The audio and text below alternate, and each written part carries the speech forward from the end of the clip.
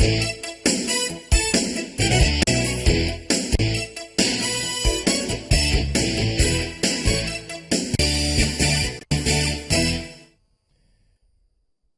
now to get Mr. Deji Adeyanju, who is a member of the PDP, to get his thoughts on the just concluded Ondo governorship election.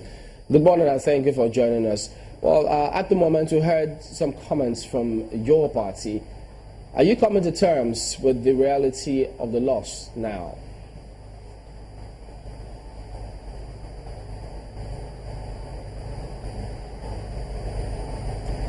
Mr. Adeyanju, can you hear me? Yes, I can hear you now.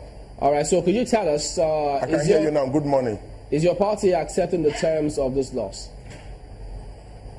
No, how can the party accept this fraud that went on in Ondo?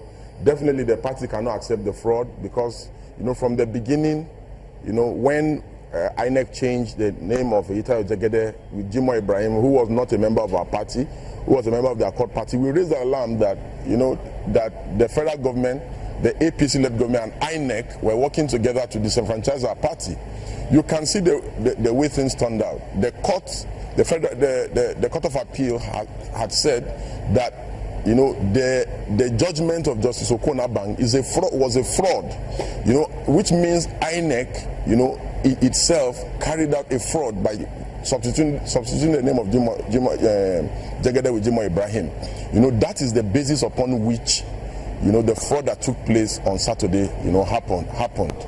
You will also see that basically, Ita Jagede was given 48 hours to campaign.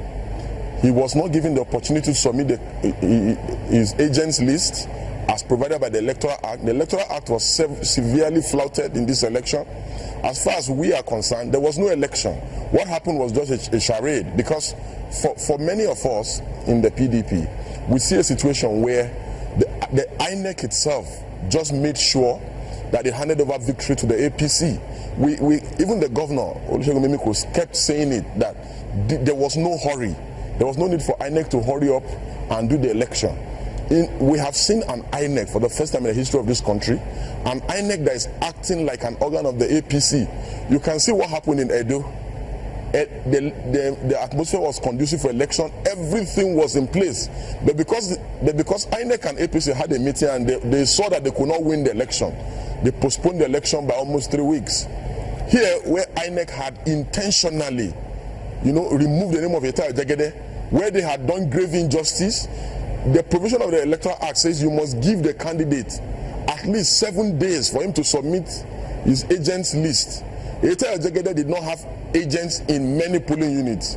We had a situation where observers, we call into the situation room and tell us that they are at a particular polling unit and there are no single PDP agents, at the polling units.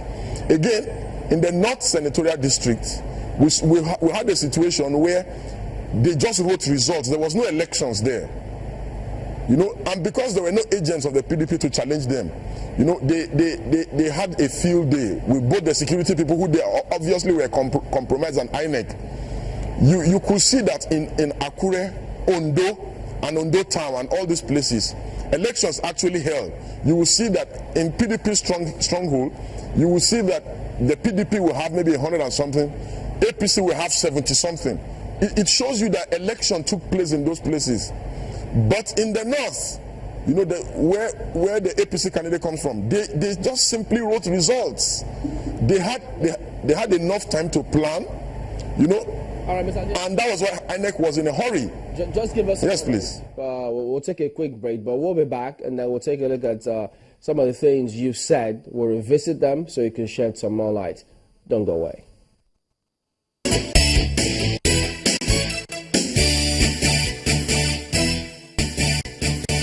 Welcome back to Sunrise Daily. Well, Mr. Deji Adeyanju, a member of the PDP, you were speaking about some of the things you thought went wrong about this election. Let's start from how you started. You spoke about the courts to show that the judgments of the Court of Appeal shows, according to you, that INEC perpetrated fraud. But we have also heard INEC on this program say they are simply obeying court orders. Now, Are you blaming the commission for the internal wranglings in your party, or are you saying that it was INEC who caused your members to go to court seeking all that they sought? You see, INEC was not only obeying the courts, INEC was obeying the president, the presidency, the APC. There were 2 valid court judgments from 2 federal high courts. How can INEC say it was obeying a court order when, in fact, INEC have rules, procedures, and regulations on how primaries are conducted? INEC witnessed the primary of Ita Jegede.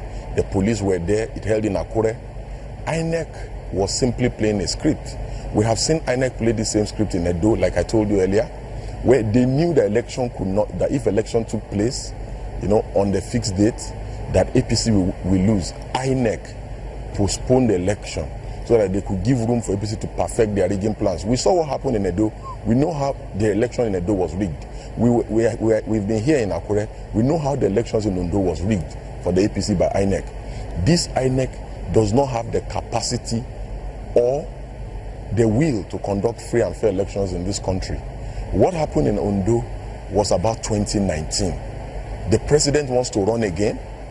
You need to see how they use federal might here. They brought billions of money into the state. They were openly sharing money in polling units in Akure where elections took place. They were giving each voter 5,000 naira to vote, for the APC. I personally saw the Plateau State governor here. He was in my hotel in Jojin. I saw Rocha Sokorocha. He was here. I saw Kawde Fayemi. They were ferrying money in Ghana must go in cars. Can you hear me, Mr. Yes, I can hear you.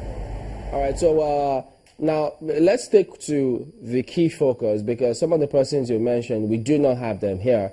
And if you can't substantiate what you're saying in the meantime, I suggest we just stick to the key issue in focus. Now, going back to the key issues. Let me talk about the 7th day in which you were talking about that you were asking INEC to postpone the elections. We also had INEC here, and they said all of the criteria outlined in the Electoral Act for elections to be postponed were not met in this circumstance. And so, if your party was seeking postponement of election, why didn't you simply then go to court and say, well, since INEC have refused to postpone the elections, can the court then compel them? But your party didn't do that. You see, the issue about election postponement, elections, the current justice of the court, the current CJN, Justice Onogen, in Jonathan versus Buhari, gave a dissenting judgment. Him and the former Chief Justice of the Federation, three of them gave dissenting judgments that if the Electoral Act says something must be done in an election, and that thing is not done, that election is seen to be null and void. And it was that dissenting judgment was based on the issue of using ballot papers that were not serially numbered. That was in Jonathan versus Muhammadu Buhari. Although the dissenting judgment stated clearly that because the ballot papers were not serially numbered, that election is held to have been null and void. In this election that just took place, the Electoral Act gives specific instructions, because elections is a process, and all the processes leading to that election must have been seen to have been complied with and completed. In this particular case, the Ita Jegede was not availed the opportunity to submit his agent list. That amounts to